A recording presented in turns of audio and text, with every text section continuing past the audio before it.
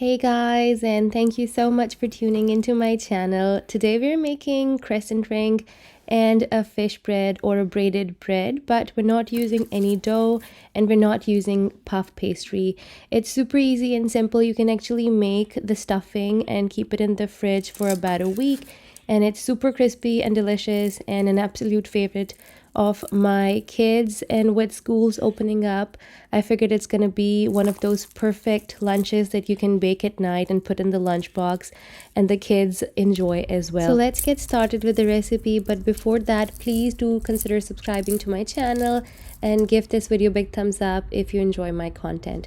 So the first thing we're going to be making is a white sauce base. I have my stove on medium low and I am melting some butter, to which I have added flour, all-purpose flour, and you have to cook the flour in the butter till it changes its color and it's fragrant. It's gonna turn into a light sort of a brown tone from a pale yellow, and that's when you are going to be adding in your liquid. It can be milk and it can be half and half, it can be heavy cream, but I'm using whole milk. If you go for cream, it's going to be a more richer, more flavorful sauce, but milk works and half works just as well.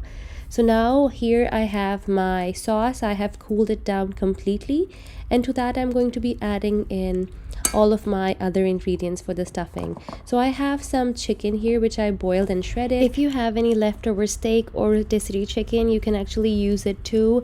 It works and tastes really good.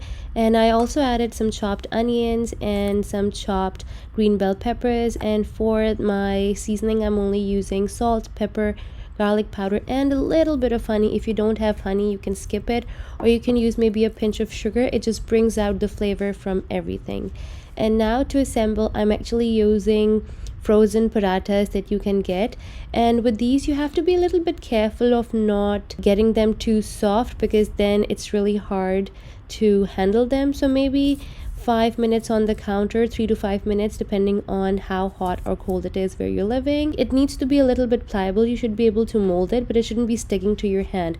That's when they are ready to be turned into any shape that you want.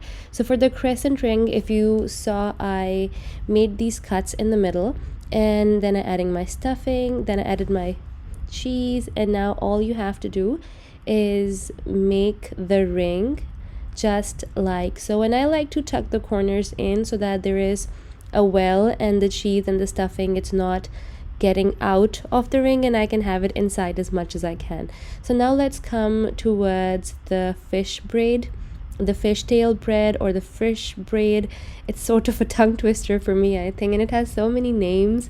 Some people call it fish bread, some people call it a braid bread. Comment below and let me know, what do you guys call it? Now all you have to do is put the stuffing in the middle, followed by some cheese. You can put as much cheese as you want, but for the more stringy effect, mozzarella is the way.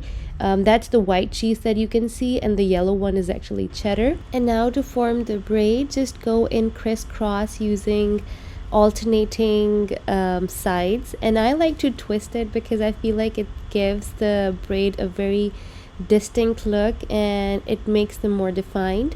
But you can go simply crisscross too. You don't essentially have to twist it like I'm doing here.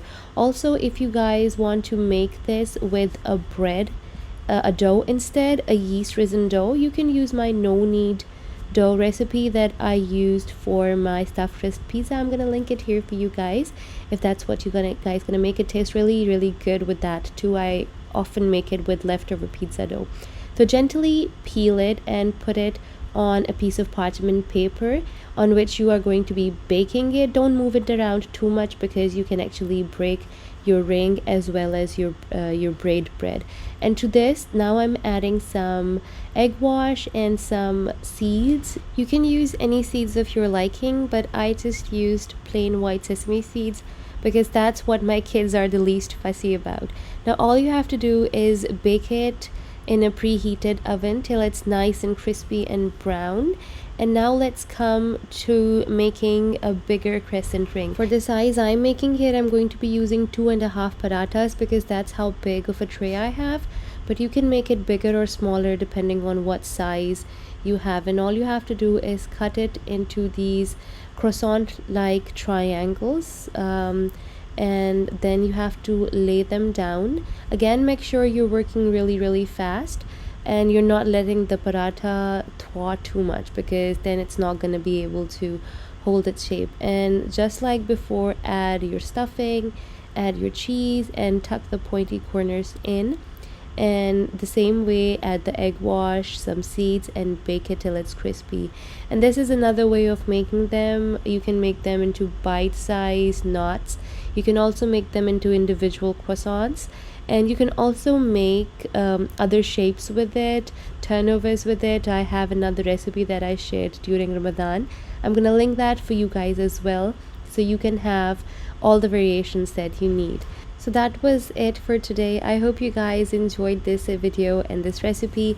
If you did, please do give it a big thumbs up and consider subscribing to my channel.